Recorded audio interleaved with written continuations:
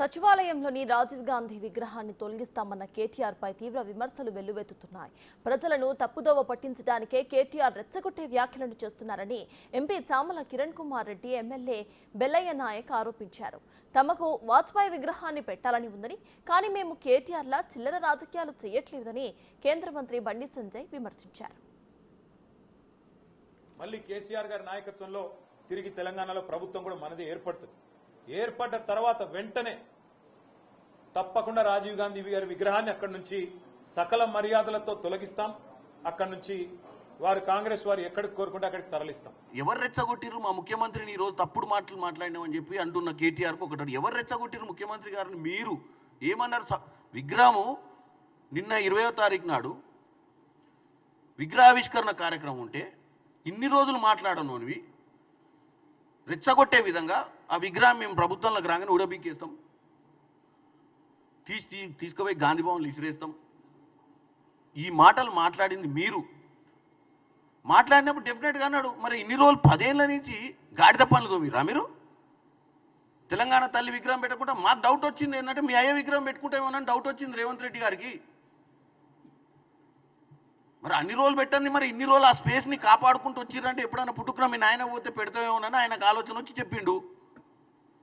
ఇవాళ నువ్వు ఆ మాట మాట్లాడకుండా ఉంటే ఆయన ఆ మాటే మాట్లాడకపోయేటోడుగా మేము కూడా రాజీవ్ గాంధీ గారు పుట్టినరోజు బ్రహ్మాండంగా చేసుకొని ఆయన గతంలో భారతదేశానికి ఏం చేసిండు, ఇవాళ ఎలక్ట్రానిక్ యుగాన్ని ఎట్లా ముందుకు తీసుకుపోయిండనే మంచి ముచ్చట్లు చెప్పుకొని ఆ విద్యార్థులందరికీ ఒక దిశ దశ చెప్పిపోయేటోడు ముఖ్యమంత్రి.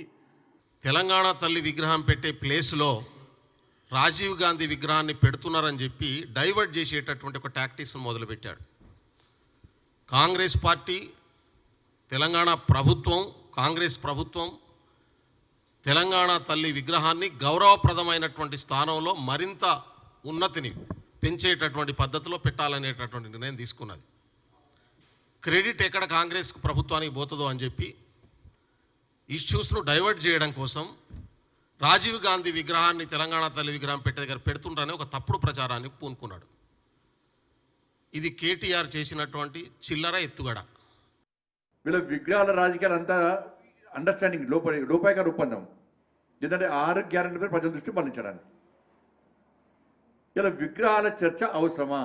అరే మీరు అసలు కూల కొట్టుర్రి, వీళ్ళు పెడతా అన్నారు, వాళ్ళ అధికారం ఉంది, పెడతారు, వాళ్ళు వద్దన్న పెడతారు, వీరు పెడతారు, వాళ్ళు కూల కొడతారు. దానికి చర్చ ఎందుకు అనేది? చర్చ అవసరం లేదు, వచ్చా కూల కొట్టు వద్దన్న. ఇప్పుడు మాకున్నది వాజ్పేయి గారి విగ్రహం పెట్టాలో మాకు కూడా ఉంది, కానీ ఇప్పుడు చర్చ పెడతలే మేము. చాలా 3 విగ్రహాల మీద ప్రజాభిప్రాయం తీసుకోండి మీరు.